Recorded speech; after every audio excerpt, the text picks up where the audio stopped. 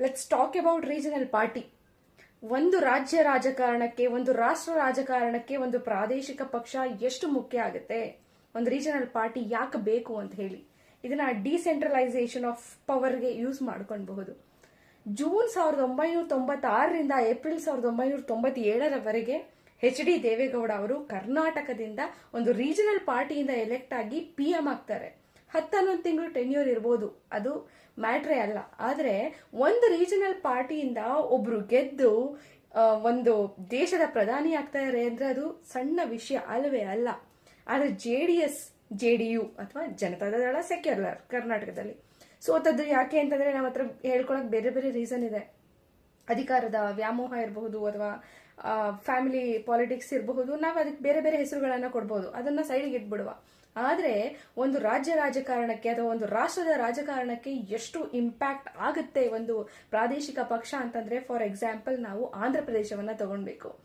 Last MP election ಅಲ್ಲಿ ಅವ್ರು ಒಂದು ಮಾಡಿದ ಮೂವ್ ಎಷ್ಟು ಪೋಸ್ಟ್ ಸಿಕ್ತು ಅವರಿಗೆ, ಮತ್ತೆ ಅವರ ಆಂಧ್ರ ಪ್ರದೇಶದಲ್ಲಿ ಮತ್ತೆ ಒಂದು ರೀಜನಲ್ ಪಾರ್ಟಿಯ ಅಧಿಕಾರ ಹೇಗೆ ಬಂತು ಅನ್ನೋದನ್ನ ನೋಡಬಹುದಾಗುತ್ತೆ. ಕರ್ನಾಟಕದ ವಿಷಯಕ್ಕೆ ಬರೋದಾದ್ರೆ ನಮ್ಮ ಜನ ನಮ್ಮ ಭಾಷೆ ಒಂದು ರೀಜನಲ್ ಇದಿರುತ್ತೆ ನಮಗೆ. ಅಂದ್ರೆ ನಾನು ಈ ರೀಜನ್ನ ಅಥವಾ ಈ ಕಾನ್ಸ್ಟಿಟ್ಯೂನ್ಸಿಯ ಲೋಕಲೈಟ್, ನಾನು ಎಲೆಕ್ಟ್ ಆಗ್ಬೇಕು ಅನ್ಕೊಂಡಿದೀನಿ ನನ್ನದೇ ಪ್ರಾದೇಶಿಕ ಪಕ್ಷದಿಂದ ಅಂತ ಅನ್ನೋವಾಗ ನನ್ಗೆ ಅವೇರ್ನೆಸ್ ಇರುತ್ತೆ, ನನ್ನ ಕಾನ್ಸ್ಟಿಟ್ಯೂನ್ಸಿಗೆ ಏನ್ ಬೇಕು, ನನ್ನ ನೆಲಕ್ಕೆ, ನನ್ನ ಜಲಕ್ಕೆ, ನನ್ನ ಭಾಷೆಗೆ ಏನ್ ಬೇಕಾಗುತ್ತೆ ಅಂತ ಹೇಳಿ.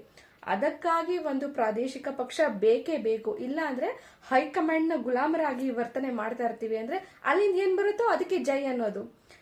ಬಂಗಾರಪ್ಪನವರು, JH ಪಟೇಲ್, ಕುಮಾರಸ್ವಾಮಿ, HD ದೇವೇಗೌಡ, ನಮ್ಮ ಸಿದ್ದರಾಮಯ್ಯನವರು, ಇವ್ ಎಲ್ಲರೂ ಏನು ಒಂದು ರೆಬಲ್ ನೇಚರ್ ಇತ್ತು ಅವ್ರಿಗೆ. ಯಾಕಂದ್ರೆ ಅವರು JDS ಪಾರ್ಟಿಲಿ ಇರೋ ತನಕ ಯಾವ ಹೈಕಮಾಂಡ್ಗೂ ಗುಲಾಮರಾಗಿರೋದಿಲ್ಲ.